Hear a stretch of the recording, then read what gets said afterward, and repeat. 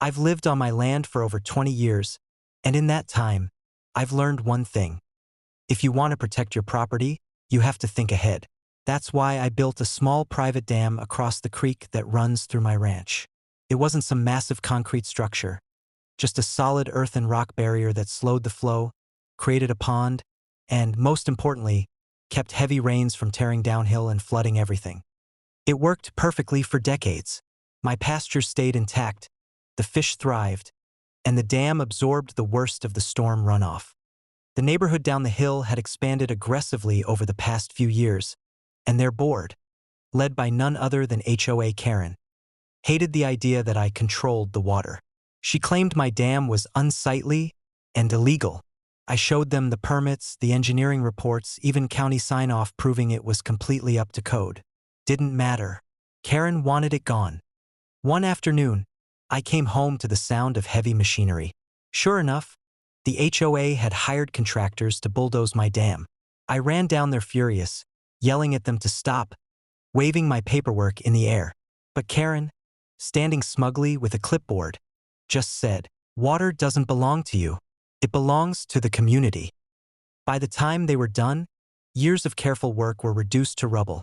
My pond drained out in hours. Fish stranded in the mud. My protective barrier, gone. I warned them. I told them rain season was coming, and without that dam, there was nothing holding back the runoff. Karen just laughed and said, "Good. Maybe now you'll learn not to hoard resources." Well, nature doesn't play politics. 2 months later, the first real storm of the season rolled in. I sat on my porch as the rain hammered down, and I could already see the creek swelling. Without the dam, it turned into a raging torrent in less than a day. The water barreled downhill, straight toward the HOA's precious neighborhood. By the second storm, it was catastrophic. The flood tore through their manicured lawns, filled basements, and ripped fences out of the ground. Driveways collapsed, cars were swept into ditches, and the newly built community clubhouse ended up with 3 feet of muddy water inside. I didn't lift a finger. I just watched. Of course, the HOA tried to pin it on me. They screamed that my dam's removal was the cause, which ironically was true. But the county reviewed the paperwork, saw that my dam had been approved and functional, and realized the HOA had destroyed it illegally. The ruling? The HOA was directly liable for the flood damages. Insurance wouldn't cover them because the destruction was deliberate. Homeowners were furious. Thousands of dollars lost. Property values tanked. As for Karen, she was ousted within weeks.